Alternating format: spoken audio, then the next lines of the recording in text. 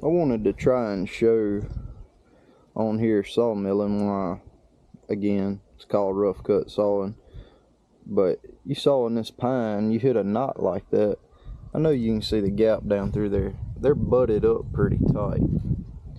But when you hit a knot like that with a bandsaw, it's gonna wave and all. This here, let me see if it'll pick up like this. It's got a little, I mean, it's not bad, but just a little. That's 1/8 of an inch or something, you know. It may not even be an 1/8, it may be a 1/16, because you can tell it's high the whole way across, you know. But it gets a little high right there where the knot is. Well, it's gonna dip or dive. If you see how it got a little bit thicker and all.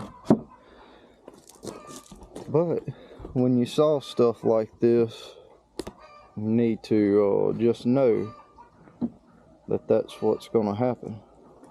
This wood here had a little compression and tension in it, as you can tell. It sort of bows down and curves just ever slightly.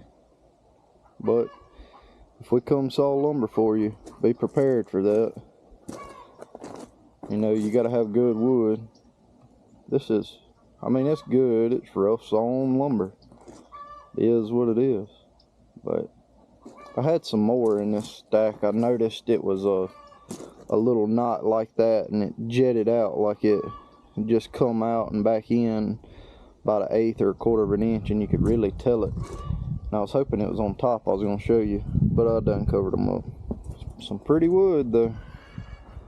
But just so everybody knows, whenever you saw with a bandsaw, it ain't got no tension, but you hit knots and it's gonna flex.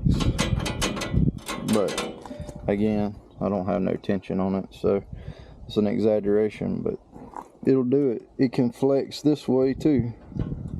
And when you saw, and if you're sawing and you need something more exact, don't stand up 2 or 3 6-inch wide cants and slice 2x6s, 2x4s, whatever. You know, if you get over 6-8 inches, it can exaggerate the dip in it. Or this cant may have a knot like this, and this cant may be clean like this. Well, if it hits this knot, it's gonna mess this board up. So if you're doing it for production and you wanting to hurry and get through, yeah, stand 2 up. But if you're needing good, clean, straight lumber, always knock down and saw 1 can at a time. I'll saw this cant. If it's got a knot in it, it'll just mess 1 or 2 boards up. It won't mess 4 boards up, if that makes sense. So keep that in mind. If you're in a hurry, don't really matter.